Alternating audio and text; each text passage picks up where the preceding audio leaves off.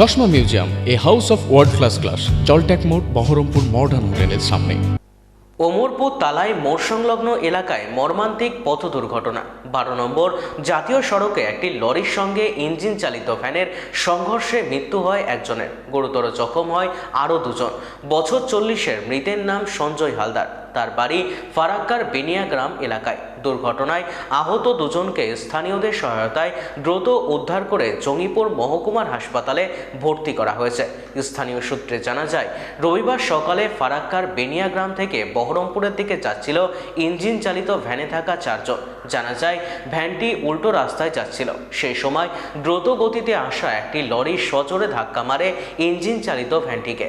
ধাক্কার তীব্রতায় ভ্যানে থাকা 4 জনই ছিটকে পড়ে যায় জাতীয় সড়কের ওপর।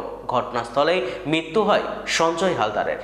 লরি আসছে। হ্যাঁ হ্যাঁ আর একটা ট্রাক আগে কি করেছে না করেছে, ও কিন্তু রেসে কিন্তু ওভারটেক করতে গেছে ওর উপর দিয়ে। আচ্ছা আচ্ছা আর আমরা কিন্তু সাইডে ছিলাম। আচ্ছা। আর আমাদের গাড়িতে বানাছিল বাঁশ আচ্ছা বানাছিল। আর আস্তে আস্তে কি করেছে, আবার একটা রডও পেয়েছি, রডও বানা আছে।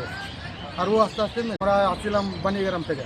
থেকে বানিয়াগ্রাম এখানে মোটর বাসটা সামনে। কয়জন ছিলেন আপনারা? আমরা 4 জন ছিলাম। একজনের ওনার নাম কি? যে মারা গেছে ও সঞ্জয় হালদার, ওর নাম। বাড়ি কোথায়? বাড়ি বানিয়াগ্রাম। দুজনের এই তো খানপুরটা হয়েছে, মাথা ব্যথা পেটেছে। আর একজন তো তোমার এখন এমার্জেন্সি হয়ে আছে। আচ্ছা হ্যাঁ, আর একজন তো সব লরি আছে, লরি ধরা পড়েছে।